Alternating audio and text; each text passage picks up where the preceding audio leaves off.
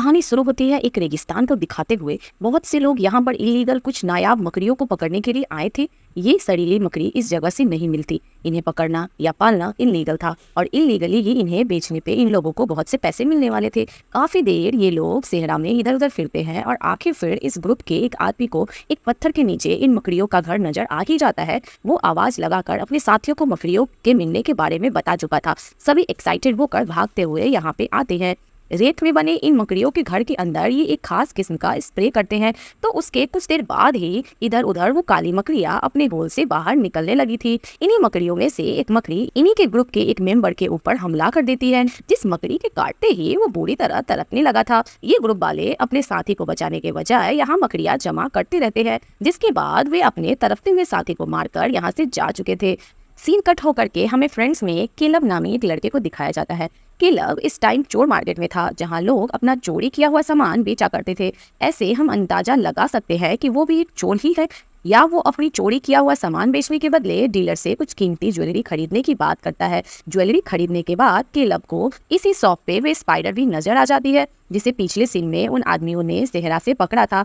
Caleb, जिसको कीड़े पकड़ने में बहुत इंटरेस्ट था, वो इस मकड़ी को देखते ही समझ जाता है कि ये जरूर कुछ नायाब है, इसलिए वो इस मकड़ी को भी खरीद चुका था। ये सब खरीदने के बाद केलब अब अपनी बिल्डिंग में आ चुका था। उसका फ्लैट काफी ज्यादा खराब हालत में था, जिसे उसकी बहन ठीक कर रही थी। हमें पता चलता है कि कुछ ही टाइम पहले केलब की मॉम की देहांत हो चुकी है, जिसके बाद से वे और उसकी सिस्टर यहाँ अकेले रहते हैं। केलब अपना सामान अपने रूम में रखने के बाद नीचे स्टोर में आ जाता, जहाँ उसने बहुत से शूज रखे थे। वे यहाँ जूते ही चेक कर रहा था, जितने में उसका फ्रेंड एक साइकिल चुरा कर ले आता है। केलब खुद भी चोर था, लेकिन वे अपने दोस्त की चोरी पे गुस्सा होता है, क्योंकि उन्होंने डिसाइड कर लिया था कि अब से वे कोई गलत काम नहीं करेंगे। वे सब चोरी चबारी छोड़कर अपनी बिजनेस करेंगे और ईमानदारी से पैसा कमाएंगे। अभी भी उसे काफी सारे जूतों के ऑर्डर मिले थे। वे अपने जूते ही कलेक्ट कर रहा था कि तब वो देखता है कि एक कस्टमर का शू बॉक्स खराब हो गया है। खराब शू बॉक्स के अंदर तो उसको कुछ भी उसका कस्टमर नहीं दे सकता था, इसलिए वे घर से एक नया शू बॉक्स लेने जाता है। घर जाते ही वो देखता है कि उसके रूम की इलेक्ट्रिसिटी बंद है,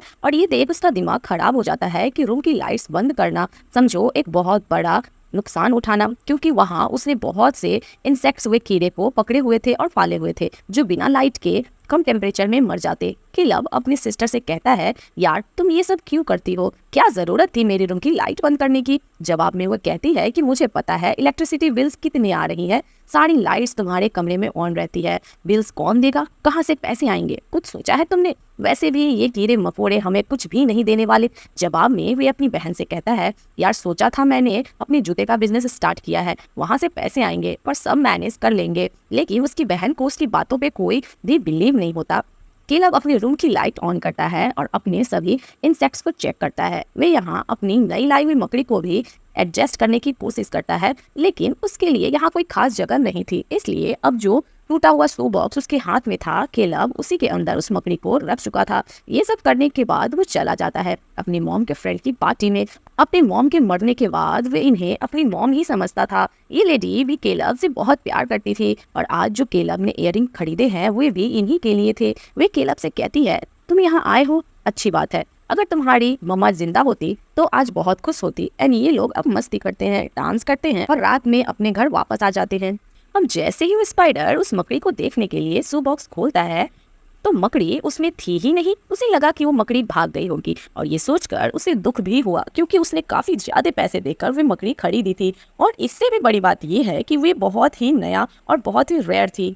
अब वो इसी बॉक्स में रखे हुए शू को उठाकर नए बॉक्स में पैक करता है और अपने कस्टमर को ऑर्डर डिलीवरी करने के लिए बिल्डिंग के नीचे आ जाता है। इसके बाद जब वो डिलीवरी करने आता है, तो वो शू बॉक्स उस आदमी को केलब दे देता है। केलब को ये जूते कस्टमर को देते हुए उस बिल्डिंग का ओनर देख लेता है। वे हमेशा से ही केलब पे शक किया करता था, जैसे कि वो इलीगल काम करता हो, इसलिए ज्यादा टाइम केलब पे नजर रखता था। लड़का शूज देकर अपने घर आ जाता है, और जैसे ही उन्हें ड्राई करने के लिए पहनता है, तो उसे शूज के अंदर कोई अजीबो गरीब चीज फील होती है। उसके अंदर बहुत बड़ी सी स्पाइडर थी। शुक्र था कि उस स्पाइडर ने उसे काटा नहीं था। असल में केलब अपने तरफ से स्पाइडर शू बॉक्स में रख दिया था, लेकिन वो स्पाइडर इस शूज के अंदर चली गई थी, जो शूज दूसरे बॉक्स को लेकर केलब जा चुका था। यह आदमी अब जैसे ही शू को झाड़ता है, तो उसमें से एक बहुत बड़ा सा स्पाइडर निकलता है, यानी स्पाइडर ने शू के अंदर अपने बच्चे को भी दे दिए थे। ये सारी स्पाइडर इस आदमी को काट लेती है। साथ में ही उसमें अचानक से सुन पड़ जाता है। वे अपने आप को बचाने के लिए भी कुछ नहीं कर पाता था और कुछ ही देर में उसकी मौत हो गई थी घर पे। तभी केलब बहुत ज्यादा परेशान था। केलब की सिस्टर उसके फ्रेंड जो घर को सेट कर रहे थे, जब वो उसकी परेशानी पूछते हैं तो केलब यहाँ साफ साफ उन्हें बता देता है कि वो एक जहरीली स्पाइडर यहाँ लेकर आया था जो गलती से उससे गुम हो गई है और अगर वो स्पाइडर किसी को भी काट गई तो उसकी मौत हो सकती है। अभी ये लोग बातें ही कर रहे थे कि तभी ये नोटिस करते हैं कि जिस आदमी को केलब अपने वो फूज बॉक्स दिया था और वो आदमी के अपार्टमेंट के बाहर उसका डॉग जोर जोर से भौंक रहा है। ये चेक करने के लिए उसके घर जाकर दरवाजा नॉक करते हैं, लेकिन बार बार दरवाजा नॉक करने पर भी वो आदमी कोई रिस्पॉन्ड नहीं करता था। उसके बाद आसपास के लोग इकट्ठा हो जाते हैं और वो आदमी दरवाजा नहीं खोलता। ये लोग अब पुलिस को यहाँ बुला चुके थे। पुलिस जैसे ही दरवाजा खोल के अंदर जाती है तो इन्हें उस आदमी की डेड बॉडी मिल जाती है, जिसे देखकर सभी घबरा चुके थे। अब उस फ्लैट का ऑनर जिसने केलब को इस आदमी को सो देते हुए देखा था, वो पुलिस से गुस्से में कहता है जरूर केवल ने ही उसे कोई ड्रग्स दी है जिसकी ओवरडोज से वो मारा गया और ऐसी कोई बात नहीं थी। पुलिस बताती है कि उसकी मौत जहरीली स्पाइडर के काटने से हुई है। 5 से 10 मिनट के अंदर इस पूरी बिल्डिंग पर कर्फ्यू लगा दी जाता है, यानी पुलिस ने इस पूरी बिल्डिंग को सील कर दिया है। अब ना तो किसी को इस बिल्डिंग के अंदर जाने की इजाजत है, ना ही बाहर जाने की। और अब ये बात जानकर सभी लोग गुस्से में आ चुके थे। बहुत से लोग तो यहाँ रहते भी नहीं थे और ये सुनकर वे सब इस बिल्डिंग के आगे इकट्ठा हो गए। और हम इसी बिल्डिंग में एक सफाई करने वाले लेडी को देखते हैं। जिस वक्त वो आंटी सफाई करने आई थी, अचानक से वहाँ पे बहुत से स्पाइडर के नेट यानी कि जाल नजर आते हैं। वे अपने बैग से स्प्रे निकालती है और इन सारे स्पाइडर को यहाँ मारना शुरू कर देती है। लेकिन देखते ही देखते एक बहुत बड़े साइज का स्पाइडर उसके मुंह पे हमला कर चुका था। हमले के बाद इस औरत के साथ क्या हुआ ये नहीं दिखाया गया। यहाँ केलब की बहन जब वॉशरूम में थी तब वेंटिलेशन के अंदर से भी बहुत सी मकड़ियां निकल आते हैं। इस मकड़ी को देखकर वे इतनी ज्यादा घबरा जाती है कि चीखने चिल्लाने लगती है। यहाँ उसकी हेल्प करने के लिए उसके दोस्त आते हैं। वे इसे वॉशरूम से बाहर निकाल चुके थे। ये लड़का इस बड़ी सी मकड़ी को पकड़ना चाहता था, लेकिन जब वो इसमें कामयाब नहीं हुआ तो वो स्पाइडर को मार देता है। ये लोग वेंटिलेशन का पाइप खोलते हैं तो वहाँ अब बहुत सारी स्पाइडर थी जो देखते ही देखते वहाँ फैलने लगी थी। इससे पहले कि वो वॉशरूम से निकलकर पूरे अपार्टमेंट में फैल जाती, केलब हैरान था। वो इन्हें बताता है कि ये सैरा की स्पाइडर है। कम टेम्परेचर में इनका बच्चा देना तो दूर, इनका जिंदा रहना भी मुश्किल था। लेकिन पता नहीं ये इतने सारे बच्चे कैसे दे दिए। अब ये सब डिसाइड करते हैं कि अगर यहाँ रहे तो मारे जाएंगे, इन्हें किसी तरह इस फ्लैट से बाहर निकालना होगा। पर केलब यहाँ से जाने को तैयार नहीं था। वो कहता है कि ये बहुत बड़ा खतरा है, हमें यहाँ रहकर यहाँ के लोगों को इस खतरे से अवेयर करना चाहिए ताकि वे लोग भी अपनी जान बचा सके। लेकिन ये लोग केवल की बात नहीं सुनते और आधे से ज्यादा लोग इस बिल्डिंग से बाहर निकलने की कोशिश में लग जाते हैं। लेकिन बिल्डिंग को तो कर्फ्यू लगा था। केलब और उसका वो दोस्त जिन्होंने इस बिल्डिंग में ही स्टे करने का फैसला किया था, वो पूरी बिल्डिंग का विजिट करके चेक करते हैं और दर्दनाक हकीकत इन्हें अब पता चलती है कि वो स्पाइडर बहुत बड़ी तादाद में पूरी बिल्डिंग में फैल चुके थे और इन्होंने ही बिल्डिंग में रहने वाले काफी सारे लोगों को भी मार डाला था। दोनों ही घबराकर अपने अपार्टमेंट में वापस आ जाते हैं। यहाँ आकर वे देखते हैं कि इनका ग्रुप भी वापस आ चुका था, क्योंकि उन सभी को इस बिल्डिंग में बाहर जाने का कोई रास्ता नहीं मिला। वे लोग इस अपार्टमेंट में ही थे। तभी इस बिल्डिंग का ऑनर यहाँ आ जाता है, क्योंकि उसे लग रहा था कि सबके पीछे केलब है। ये लोग दरवाजा खोलते हैं तो ये आदमी आयरन रॉड लेकर केलब और उसके दोस्तों पर हमला कर देता है। वो पुलिस को प्रूफ देना चाहता था कि सबके पीछे केलब है, इसलिए वे उनकी घर की तलाशी लेने वाला था।